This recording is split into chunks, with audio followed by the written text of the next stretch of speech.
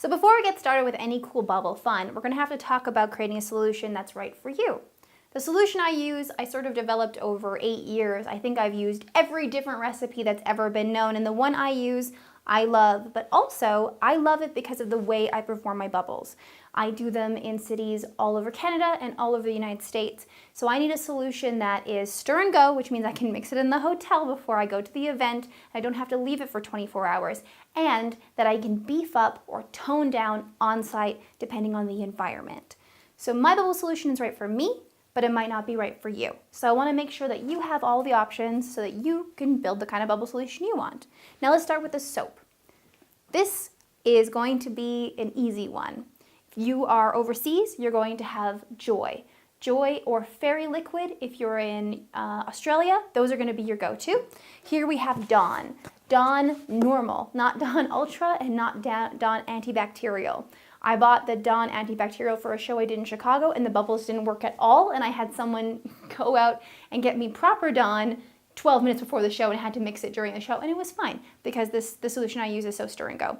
So this is going to be what you want. Something like Sunlight will work, but it's going to be inconsistent because this is going to slowly deteriorate over time. I don't know why that is, but every time I've tried to make a bubble solution with something like Sunlight or a cheaper product, over time, as you leave the bubble solution, it starts to deteriorate. And I like to have a bubble solution that I know I can trust to last for years and years and years. So we're gonna get rid of this. We're gonna stick to Dawn. All of these solutions have the same soap. These are all Dawn-based solutions. And these are sort of the three that people go to. The first thing people ask me, and you're gonna hear this too, when you do your bubble shows at house parties or at different environments, parents, mostly dads, tend to come up to me and go, "So you got glycerin in there?" And I don't. And here's why. Because glycerin can be sometimes hard to find. This was $5 for this one, so it's not cheap.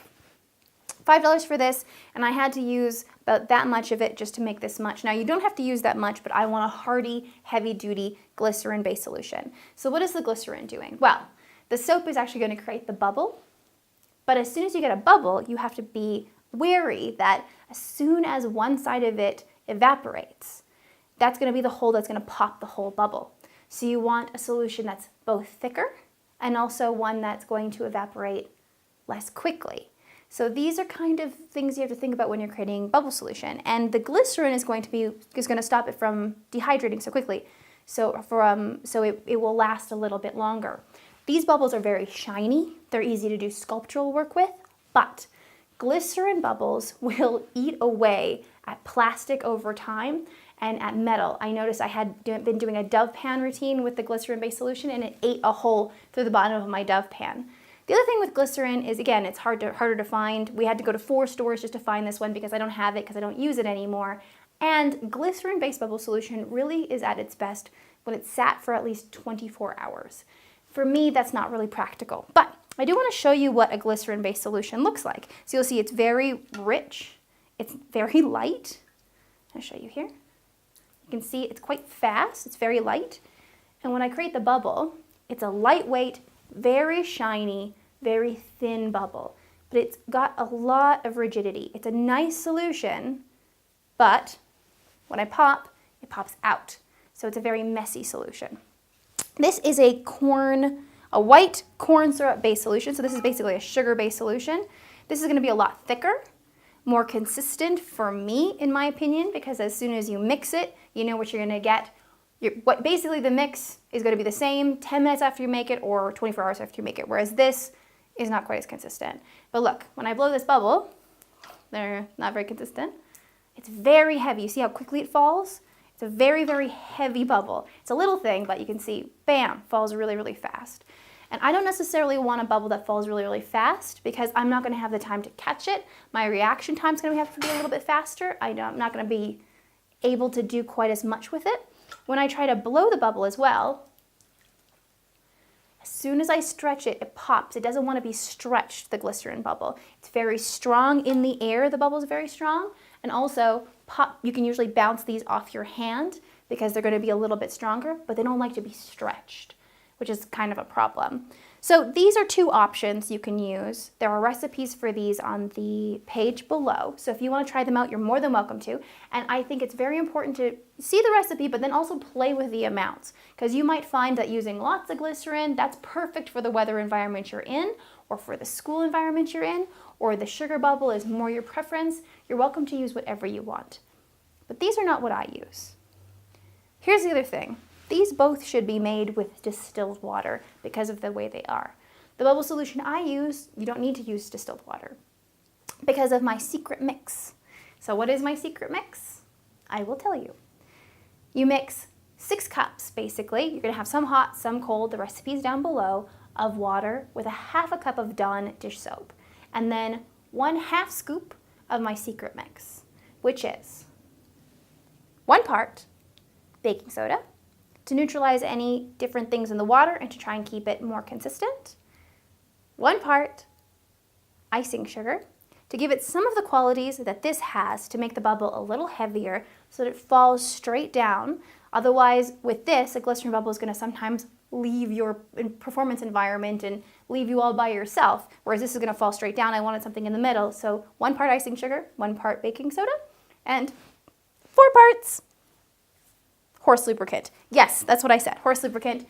It is called J-Lube. It is a powdered lubricant. You can get it on Amazon. There is a link down below to find it, and it comes powdered, which is great because baking soda, icing sugar, or confectionery sugar, depending on where you're from, sometimes that's what they call it, and this all have the similar consistency. So if you pre-mix the powder, then when you're on site, you can mix a little bit in to change the quality of your bubbles. Now, these bubbles, we'll go through them again so you can kind of see. So this is going to be your glycerin bubble. Very light, a little bit inconsistent with its popping. This is going to be your sugar bubble, very heavy, but a lot stronger, very heavy. And this is going to be your J-Lube secret solution bubble. Nice and light, very bouncy, very strong. You see that? So for me, in this environment, this I think is the best bubble solution. But in your environment, it might be different. So make sure you know all the different things you can use. So again, if you want to make my bubble solution, you need Dawn, you need baking soda, you need icing sugar. This is the same thing, but they look the same, so it's fine. It's actually icing sugar. And you also need J-Lube. And for me, 1 part baking soda, 1 part icing sugar, and 4 parts J-Lube has been the solution I have found most consistent, but play with it. Your solution might be different than mine, and share your result on the forum so we can all find out your environment, what you've decided to work with, and how you've improved the solution. We're all learning together. Even after 8 years of doing bubbles, I'm still constantly surprised by what they can do and what they can't do. So let us all know. Let's start with some quick bubble basics. Your bubble is going to be a layer of bubble solution, a layer of water, and another layer of bubble solution, with air inside being contained by these 3 layers. The hydrophobic elements of the bubble solution are pointing outward, and the hydrophilic elements are pointing inward, which means that bubbles are sort of sticky and have some kind of polarity to them. We're going to use that to our advantage when we're creating different kinds of cool bubble spectacles. So, step 1. How do you make a decent big bubble? Well, you're going to need a tool, the appropriate tool. This is the tool I'm using today. This is the Gazillion Bubble Wand. You can get it online.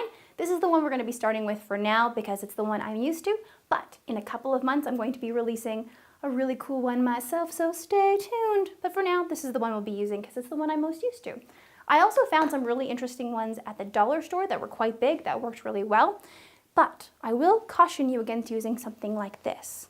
This is a brass ring, and it's not going to have the same result because this has a little bit of extra surface area on the inside that allows us to get a little more bubble solution so that we can stretch it into a bigger bubble, whereas this does not.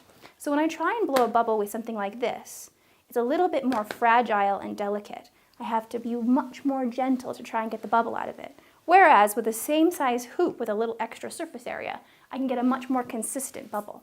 Again, look at how that bubble solution's falling straight down back into my pan. That's again because of our mix. So keep in mind when you're working with stuff, if your bubbles are spraying out and that's not something you want, you might want to change up your mixture or your formula. But it's up to you. Make sure to work in an environment that is going to be consistent with the ones you'll be working with when you're working with kids. I've done bubbles basically all over the world now, and I find I have to change up my solution depending on where I am. If it's a more humid environment, I don't quite need as hardy a solution. But in Calgary, where I'm actually based and I learned most of my bubble stuff, I needed an extremely thick, extremely hardy solution because it's pretty much a desert here. There's a lot of forced air heating because it is Canada. So depending on where you are, your bubble solution is going to vary, but constantly look at it for the qualities that you want. Now, if you don't have a bubble wand with you, you can easily make one. This is wire and paracord. Paracord looks like, okay, this is just wire and paracord. Paracord looks like this. It has some guts. So this is your paracord, and inside the paracord there is a bit of this extra threading. So you're going to pull that out so that basically you just have the outside of the paracord. So I'm pulling all of this out, and I'm going to cut a length of it. And I'm going to slip the wire around it and wind it on the bottom. What's great about something like this is that you can make it any size you want. So you can start small and work bigger. And of course, you're going to want a better bubble wand than this eventually, but this is going to do a good job of increasing the surface area and giving you some really nice bubbles. This is something you could make at any time. And then again, change the size of it as you go.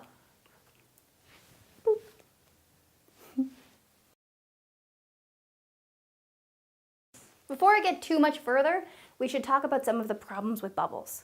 1, bubbles are very finicky. They don't like it when it's dry. They don't like it when there's extra particulate in the air, like dust and other properties.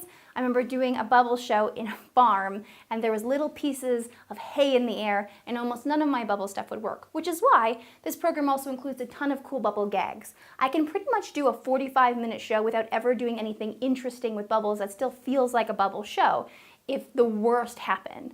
But because the solution is so hardy and the tools are so well created, that rarely happens. But when it does, I'm prepared. So, first step we want to do is make sure that we get the particulate out of the air and add a little bit of moisture. And I spent the first 3 years of my bubble career using humidifiers and carrying them around with me until I realized this will pretty much do the same thing. Now the air is a little bit more moist around it. It's not going to last forever, but also the water is going to attach itself to some of that particulate and get it out of my way. Spraying it in the air. I want to make sure that this is distilled water preferably, because then I don't actually accidentally put extra particulate in the air, but now I can even feel the moisture around me. It makes it a lot easier to do bubbles. So if I'm going to use my wand, step 1 is to try and create a controlled bubble. Because if I go into a big arc, I'm not going to be able to control the size of the bubble or where it lands. And when you're working with kids in the front row, they're going to want to jump up and pop the bubble. So I want to try and keep the bubble as close to me as possible. And the easiest way to do that is to do an up and cut, up and cut. Boop. The bubble's not going to get too far away from you as long as you do an up and cut, because it doesn't have anything to push it in the other direction. So again, I'm letting the bubble solution drip until I have just as much as I need. I'm coming up and I'm cutting the bubble off at exactly the size I want it. Now the nice thing about cutting it at this size is I can control it, so I know that this is a very stable size for the bubble based on the size of the wand. And it's not going to fly away from me, and it's big enough that I can blow a lot of little bubbles in it quickly, but it's not so big that it's going to drip, which means I can do this.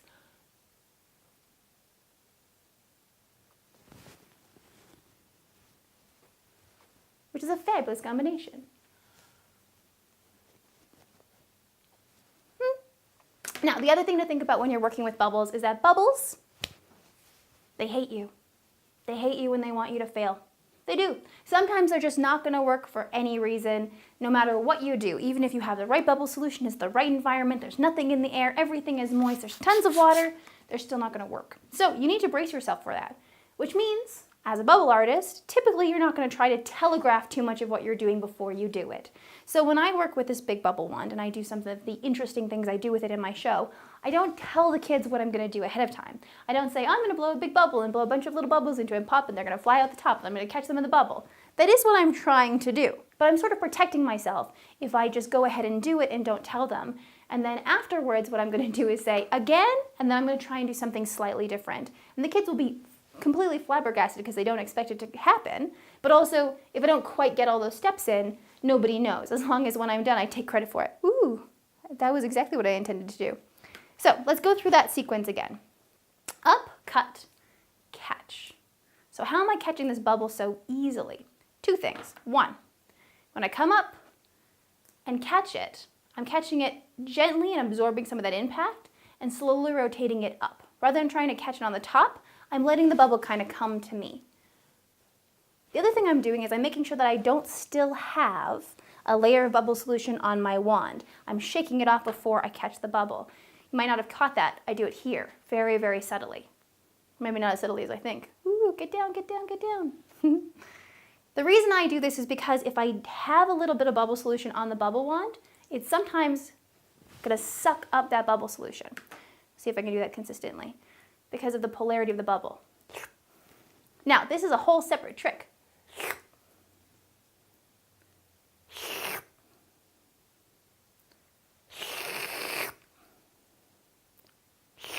Okay, I'm not gonna do this forever, but that is a different trick. And all I'm doing is making sure I still have a layer of bubble solution in the wand, and I'm giving it a gentle bounce when I hit the bubble. And it's going to try and create one single bubble because it's going to absorb this layer into this layer, and it's gonna look like it's sucking up the bubble back into the wand.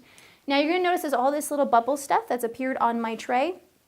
These are bad because every tiny bubble that ends up on my hoop is a potential breaking point because it's not gonna be as durable. Now, I used to throw up my bubble solution start again. I know I talked to a lot of bubble performers on the road when they were taking my workshop about the fact that this is their enemy because they end up with lots of little bubbles in the tray and they have to wait for them to go down before they can continue to do more complicated stuff. Or, now we're good to go. When I figured this out, it was such a game changer and I was so upset that I hadn't figured it out earlier. So, we're gonna come up, let it settle, up and cut, shake and catch and turn. Now part of why I'm turning it is because when it's up, it wants to fall over the edges, but here it wants to hang gently. So it gives me the perfect environment to display, shoot, and re-catch the bubbles. Now you guys probably can't see that, but it looks great. So how am I blowing the tiny bubbles into the major bubble? Well, practice is really the actual answer. And this is how I practice. I have my bubble solution coated on my bubble wand, and I'm going to blow gently so I get tiny bubbles while maintaining the bubble here. Now this takes a little bit of technique. If I blow too hard, I'm going to get a very big bubble, which is not what you want. And when you're blowing a big bubble into an existing bubble, it's going to actually push that bubble away from you. If I don't blow hard enough, I basically just affect the edge without ever breaking the surface. So there's a tension between those two elements. But you know if you're getting there because you can either see you're moving it or you can see you're blowing bubbles that are too big. The other thing I'm going to do is once I get the size I want, with little sharp, short breaths, I'm going to see how many of them I can do in a sequence. I'm going to try and do as many as possible because in order to fill up that bubble quickly, you need to be doing lots of quick, short breaths to get it in. So this is the best way to practice it rather than trying to catch a bubble every single time and then blow them in. It'll take you much longer to learn. So a bigger breath will get you one big bubble. That's not what we want. That's too big. Too light is going to push against the membrane without actually creating any bubbles. Obviously too hard pops the bubble entirely. So that's a quick, easy one, just in case you want to troubleshoot whether or not you've got this. A gentle, short, very specific breath will get you the exact right size bubble you want.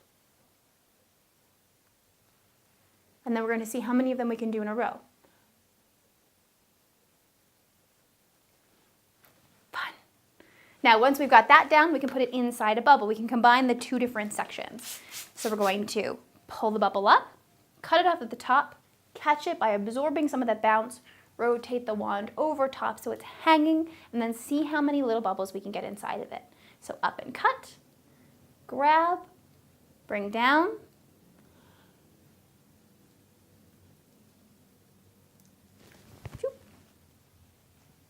now, why am I popping the top?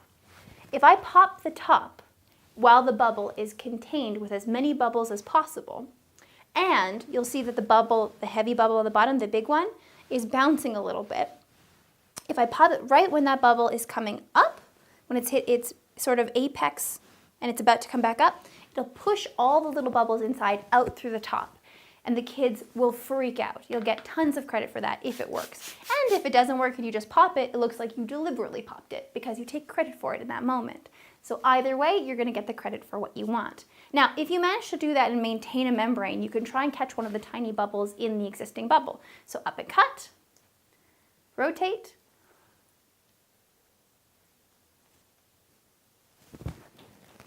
and then catch the bubble, there, on the fall. See?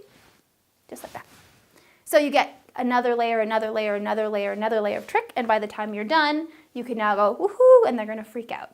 I usually put this at the end of a sequence I call the world's biggest bubble because it's a surprise finale. They're already impressed that I'm blowing a giant bubble, and then when I do all this extra fantastic, exciting stuff, it adds so much to that finale. So I'm going to challenge you to play with this and see how much you can get it. And if you get stuck, you can always go to the live feed and ask me questions, and we will brainstorm solutions together. So if you think it might be your wand, you can always try paracord on a wire and get it bigger and bigger and bigger and see how big you can do it. You can try and order the Gazillion wand, which I'll have links for in the description, or you can just go to the Toys R Us next to you or a kid's store and see how big of a wand you can find. You'd be amazed now that you're starting to explore bubbles, how often you'll be wandering around in your real life and see something, and rather than see it for what it is, you will see a bubble wand. So keep your eyes peeled because you might find something really exciting.